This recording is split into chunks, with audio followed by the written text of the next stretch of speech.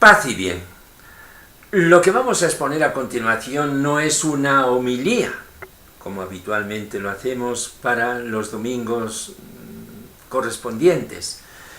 Es sencillamente una especie de introducción a la lectura que hemos iniciado ayer al libro que corresponde esta semana, al libro de la sabiduría.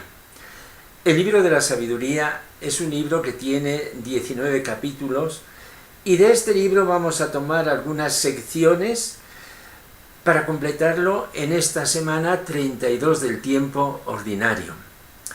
Es un libro escrito por un filósofo en verso. Se juntan aquí la filosofía y la poesía. Un libro que al parecer lo escribe un judío en Alejandría sobre los años 50 antes de Jesucristo. Es un libro que nuestros hermanos hebreos no lo tienen en su Biblia porque está escrito en griego y solo en la lengua sacra hebrea se nos ha transmitido, según ellos, la revelación de Dios. Pero tampoco lo encontramos en las Biblias protestantes, en la Biblia de Reina Valera, dos autores que está tan divulgada. Es un libro, repito, escrito por un filósofo y un poeta. De manera que, amigo, hay que despertar esa fibra de filosofía y de poesía que llevamos dentro. Si uno no empalma con estas vibraciones, pues quizás que lo pase. Lo iniciábamos ayer. Este judío, que se ha alimentado de la fe de Israel, quiere dirigirse al mundo entero. Y sin prólogo, así en un de repente, comienza su efusión con estas palabras.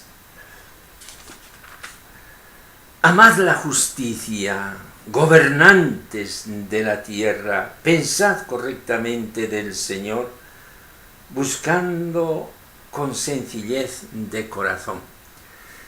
La religión de Israel es una religión abierta a todos.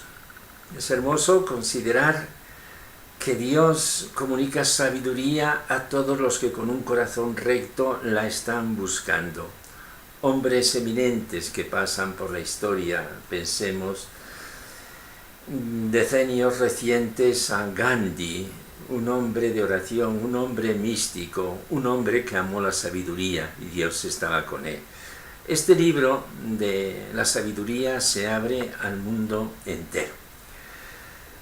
Pues bien, en la lectura de hoy se nos habla de la inmortalidad. Y leemos este pasaje.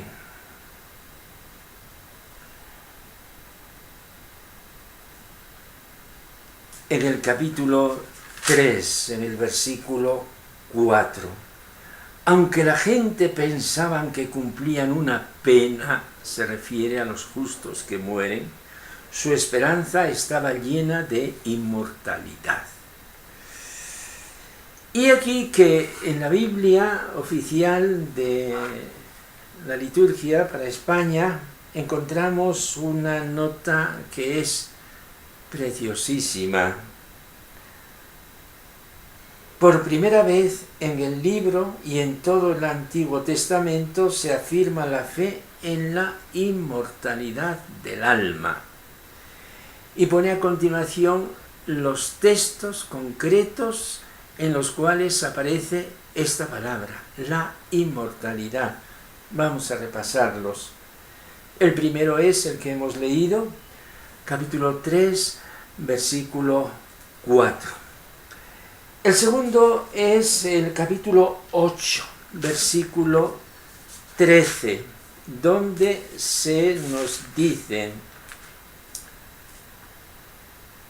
Gracias a ella, a la sabiduría, alcanzaré la inmortalidad y legaré a la posteridad un recuerdo imperecedero.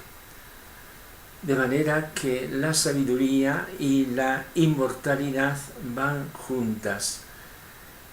Y más cuando la sabiduría que comienza a personificarse, nosotros cristianos la vemos del todo personificada en Jesús. Un poco más abajo, en este mismo capítulo 8, versículo 17, se nos dice: la inmortalidad consiste en emparentar con la sabiduría.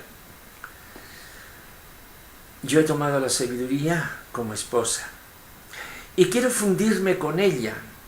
Quiero ser una sola cosa con ella. Si me uno con la sabiduría, seré inmortal, como el Hijo de Dios. El texto sagrado nos invita a esta reflexión. El cuarto pasaje lo encontramos en el capítulo 15, en el versículo 3. Conocerte a ti es perfecta justicia, y reconocer tu poder es la raíz de la sabiduría inmortal. Es la raíz de la inmortalidad. O sea que la inmortalidad no es un atributo que tenga por sí misma la criatura. Es un don otorgado por el poder de Dios. Somos inmortales porque Dios nos ha hecho inmortales. Al leer estos pasajes, ha venido a mi mente pues viejos recuerdos de cuando estudiábamos la literatura y la filosofía. Y me he acordado de una gran figura de la cultura española, que es don Miguel de Unamuno, que hace un siglo, exactamente un siglo y un año, en 1912, publicó su célebre ensayo de El sentimiento trágico de la vida. Don Miguel de Unamuno era un hombre leal, apasionado, que vivió su vida con grandísima coherencia, pero su vida fue pasión y agonía. Dice una enciclopedia: bajo la influencia de Søren Kierkegaard y de San Ignacio de Loyola, entre otros, el que fue eximio rector de la Universidad de Salamanca, hace una profunda incursión en la problemática existencial del hombre contemporáneo, distanciándose radicalmente del motor inmóvil, o sea, de las pruebas de Aristóteles y de Santo Tomás sobre la existencia de Dios, y afirmando la necesidad espiritual de creer en un Dios personal, esto es, en Jesús de Nazaret. Los conocedores del pensamiento de este hombre eximio, don Miguel de Unamuno, nos dicen: en las intuiciones centrales de la filosofía del profesor de Salamanca sobresalen dos temas fundamentales: la doctrina del hombre de carne y hueso y la doctrina de la inmortalidad. Vamos a escuchar algunos párrafos sobre lo que pensaba Unamuno de la inmortalidad. No quiero morirme, no quiero ni quiero quererle. Quiero vivir siempre, siempre, siempre, y vivir yo, este pobre yo que me soy y me siento ser ahora y aquí, y por eso me tortura el problema de la duración de mi alma, de la mía propia. Fue la tortura de este hombre pensador.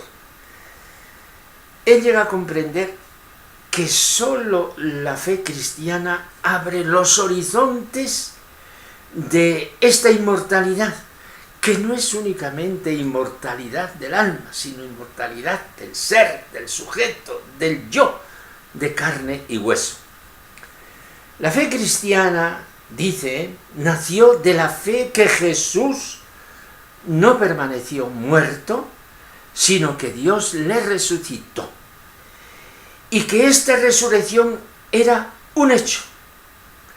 Pero esto no suponía una mera inmortalidad del alma, al modo filosófico. Y puede, a partir de esto, afirmarse que quien no crea en esa resurrección carnal de Cristo, podrá ser filocristo, pero no específicamente cristiano. Este pensamiento de Unamuno es correcto. Ser cristiano no es creer Jesús de Nazaret, maestro de la historia, no. Ser cristiano es aceptar la realidad corporal y espiritual de Cristo resucitado. Ahora bien, la tragedia, la agonía de Miguel de Unamuno es pensar que para afirmar la inmortalidad es del todo impotente la razón y hay que acudir a un salto de la voluntad, un salto a lo infinito de donde brota la fe y la poesía.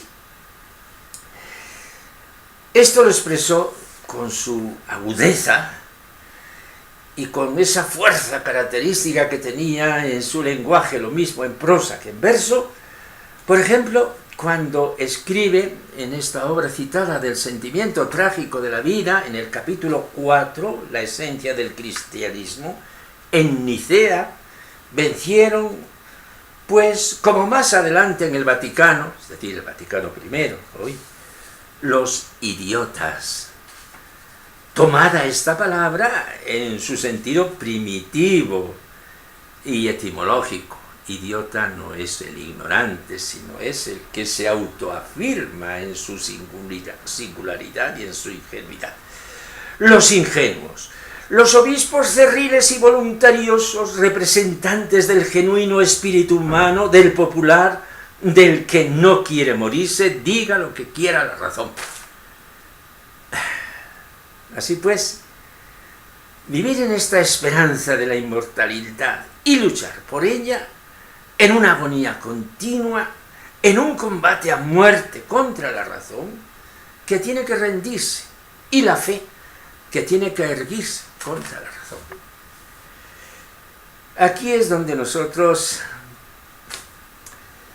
podríamos darle una palmadita de amistad y decirle: no, don Miguel, tiene usted razón en que el hombre ha nacido para la inmortalidad.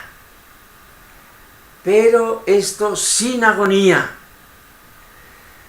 con paz, que aunque la razón no lo alcance, se somete con dulzura, pues comprende que la fe sí tiene razón y que es muy razonable que el sentimiento de inmortalidad que late en nosotros va muy de acuerdo con nuestra dignidad razonable.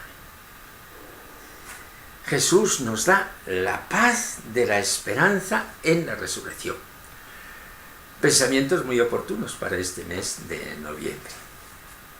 Paz y bien, y una tarea, amigos, para los amantes de la liturgia. Leer esta semana el libro de la sabiduría.